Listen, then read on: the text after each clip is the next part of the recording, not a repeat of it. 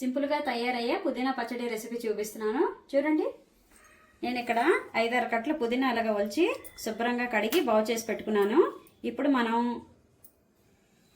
పొయ్యి మీద బాండి పెట్టుకున్నాం కదండి, కొంచెం నూనె వేసుకోండి. ఎక్కువ అక్కర్లేదు, ఒక 2-3 చెంచాలు నూనె వేసుకోండి. 2 టేబుల్ స్పూన్ ధనియాలు,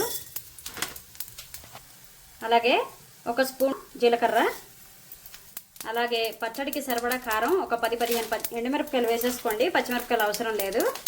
వేయించేసుకుందాం. చూడండి వేగిపోయింది. ఇప్పుడు మనం ఇది ప్లేట్లోకి తీసేసుకుందాం.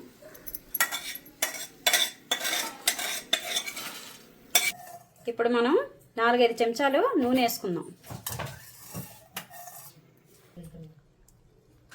ఆయిల్ వేడెక్కిందండి. ఇప్పుడు మనం కడిగిన పుదీనా అంతా వేసేసుకుందాం. చూడండి, ఒక కట్ట కొత్తిమీర కూడా వేసుకుంటున్నాను నేను. చిన్న నిమ్మకాయ సైజ్ అంతా చింతపండు వేసేసుకోండి. అలాగే 1/2 టేబుల్ స్పూన్ పసుపు,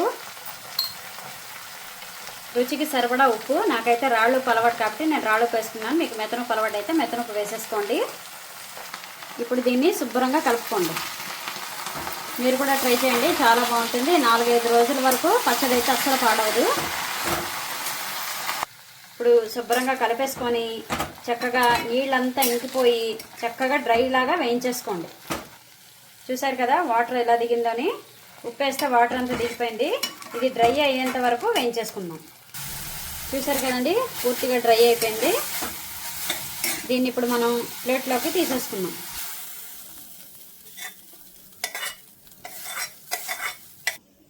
చూడండి, ధనియాలు, ఎండుమిరపకాయలు, అలాగే జీలకర్ర మొత్తం చల్లారిపోయి ఒక 5-6 వెల్లుల్లి రబ్బలు వేసుకున్నాను.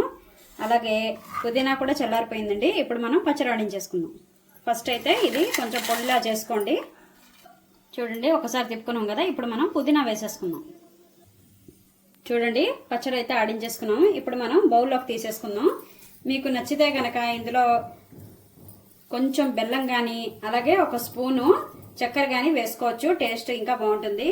మా వాళ్ళు అయితే తినరని నేను వేసుకోలేదండి. పచ్చడి అయితే సూపర్ టేస్ట్గా ఉంది.